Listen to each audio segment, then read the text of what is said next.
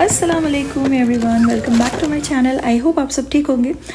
तो जैसे कि मैंने आपको बताया था लास्ट व्लॉग में कि मैं इंडिया जा रही हूँ और उसी के लिए मैं यहाँ पर शॉपिंग कर रही हूँ। आज मैं गई थी लुलु और वहीं से मैंने ये सारी शॉपिंग कर ली थी। मुझे बच्चों के लिए और मेरी फैमिली और ससुराल के लिए कुछ चीज़ें लेनी थी, जैसे कि chocolates, dry fruits, custard powder, jellies वगैरह। तो ये सारी चीज़ें मैं लुलु से लेकर आई हूँ। जब भी मैं इंडिया जाती हूँ ना, मैं अपने साथ बच्चों के लिए ना उनके फेवरेट चॉकलेट्स, ब्राउनीज़, कुकीज़ वगैरह लेकर जाती हूँ। ऐसा नहीं है कि इंडिया में ये सारी चीज़ें मिलती नहीं है। आजकल आपको इनमें से बहुत सारी चीज़ें ईज़िली आपको मिल जाएंगी। लेकिन फ़र्क इतना होता है कि थोड़े से एक्सपेंसिव होते हैं क्योंकि ये इम्पोर्टेड प्रोडक्ट्स हैं। इसलिए जब भी मैं इंडिया जाती हूँ ना, तो मैं यहीं से बच्चों के स्नैक्स भी लेकर जाती हूँ। और कुछ ऐसी भी चीज़ें हैं जो कि मैं बच्चों को इंडिया में खाने के लिए अलाउ नहीं करती, जैसे कि मार्शमेलोज़ और जेलीज़ वगैरह, क्योंकि वहाँ पर हलाल ऑप्शन नहीं है। तो मेरी हमेशा कोशिश यही है कि यहीं से मैं सारी चीज़ें लेकर जाऊँ, जैसे कि मार्शमेलोज़, जेलीज़ वगैरह। इन सारी चीज़ों के अलावा मैंने कुछ परफ्यूम्स भी लिए थे, लेकिन उसकी वीडियो मैंने नहीं बनाई है टाइम की कमी की वजह से। तो नेक्स्ट डे हो चुका है और आज हमारी शॉपिंग का लास्ट डे है और हम आ गए थे रॉयल मॉल। और यहाँ पर हम आ गए थे एक रैंडम से स्टोर पे। यहाँ पर ना मुझे बहुत ही प्यारे ड्रेसेस लग रहे थे। पार्टी वेयर ड्रेसेस थे, गाउन्स, फ्रॉक्स वगैरह थे, लेकिन ज़्यादातर लेडीज़ के लिए थे। मुझे तो अपने लिए कुछ भी नहीं चाहिए था क्योंकि मैंने सारी शॉपिंग इंडिया से ही करनी थी। लेकिन मुझे बच्चों के लिए ना कुछ फैंसी गाउन्स या फ्रॉक्स चाहिए थे। तो निदा के लिए तो मुझे यहाँ से कुछ भी नहीं मिला, लेकिन ज़ैना के लिए ना मुझे बहुत ही प्यारा गाउन यहाँ से मिल गया था। बहुत ही डिसेंट भी है। उसका कोई मैंने अलग से वीडियो नहीं बनाया, लेकिन ज़ैना जब भी पहनेगी ना कोई भी इवेंट पर, मैं आपको उसका लुक ज़रूर शेयर करूँगी। तो यहाँ पर हमारी शॉपिंग डन हो चुकी है और हम वापस घर चले गए थे। अब मैं यहाँ पर बच्चों के गाउन्स वगैरह पैक करने लगी हूँ। जैसे कि मैंने आपको बताया था मेरी छोटी बहन की शादी है, तो शादी के मेन इवेंट्स के अलावा भी ना बहुत सारे गेट टुगेदर्स होंगे, बहुत सारे फंक्शंस, इवेंट्स होंगे। तो इसलिए मैंने सोचा कि बच्चों के पास जो भी अच्छे वाले गाउन्स और ड्रेसेस वगैरह है ना, वो सारे अपने साथ लेकर चलती हूँ, ताकि ना वहाँ जाकर मुझे और न्यू ड्रेसेस लेना ना पड़े। अच्छा, तो यहाँ पर ना मैंने नून से ना कुछ ऑर्गेनाइजर्स ऑर्डर किए थे और ये ना मुझे बहुत ही यूज़फुल लगे। ये ना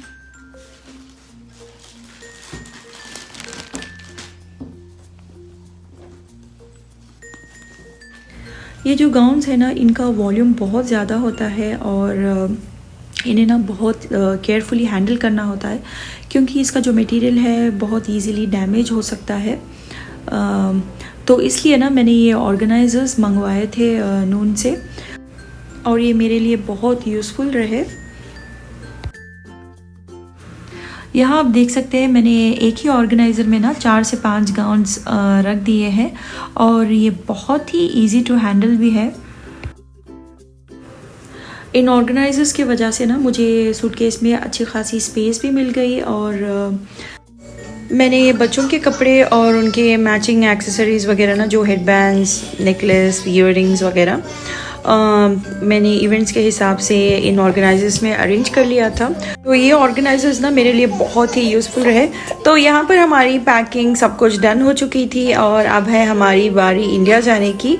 तो इंडिया जाने की एक अलग ही एक्साइटमेंट होती है अपने फैमिली मेम्बर्स से मिलने की, और स्पेशली जब आपके घर पर शादी होना तो खुशी और एक्साइटमेंट का लेवल कुछ और ही होता है। तो फाइनली यहाँ पर हम आ गए थे रियाद एयरपोर्ट।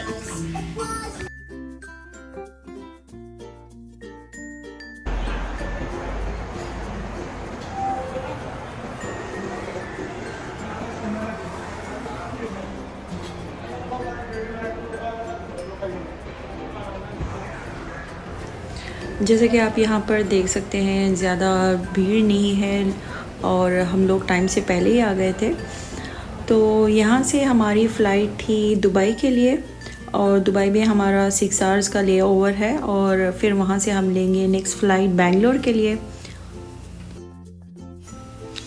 तो यहाँ पर हमारे बोर्डिंग पासेस मिल गए थे और उसके बाद हम चले गए थे इमिग्रेशन करने के लिए और इमिग्रेशन में वीडियोग्राफी अलाउड नहीं है।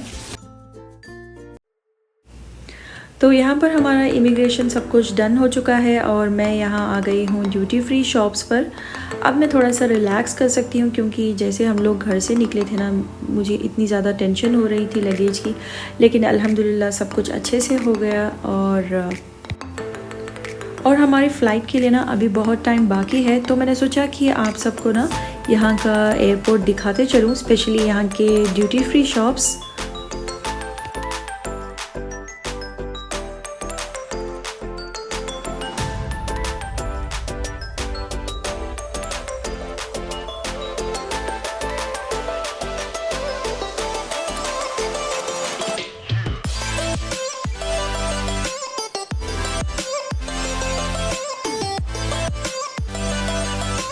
यहाँ पर ना परफ्यूम्स पर बहुत अच्छी डिस्काउंट थी, स्पेशली ये वाला जो ऑफ़र था by any 1 for 79 and 2 for 99, ये वाला ऑफ़र मुझे बहुत अच्छा लगा।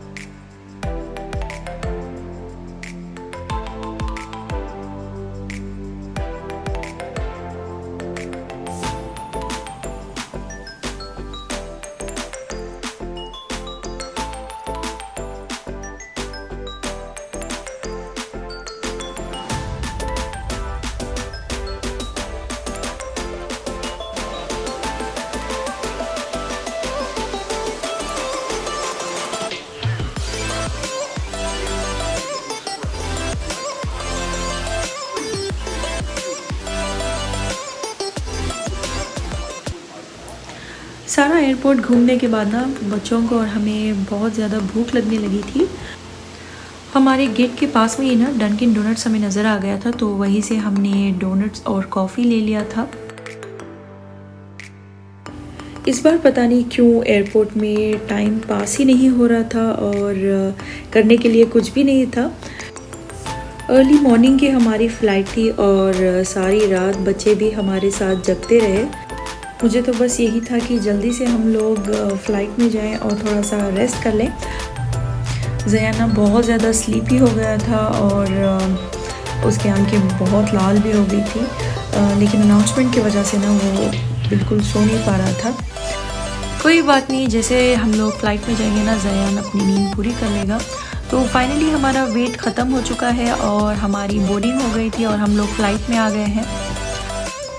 जैसे हम लोग फ़्लाइट में सेटल हो गए, बच्चे अपने एंटरटेनमेंट में बिज़ी हो गए थे। बस अब थोड़ी देर में फ़्लाइट भी टेक ऑफ होने वाली है। तो यही था आज के लिए। आई होप आपको मेरा ये वीडियो अच्छा लगा है तो ज़रूर लाइक करें, शेयर करें, सब्सक्राइब करना भूलिएगा नहीं। By now, your tray table, TV screen and footrest should be folded away.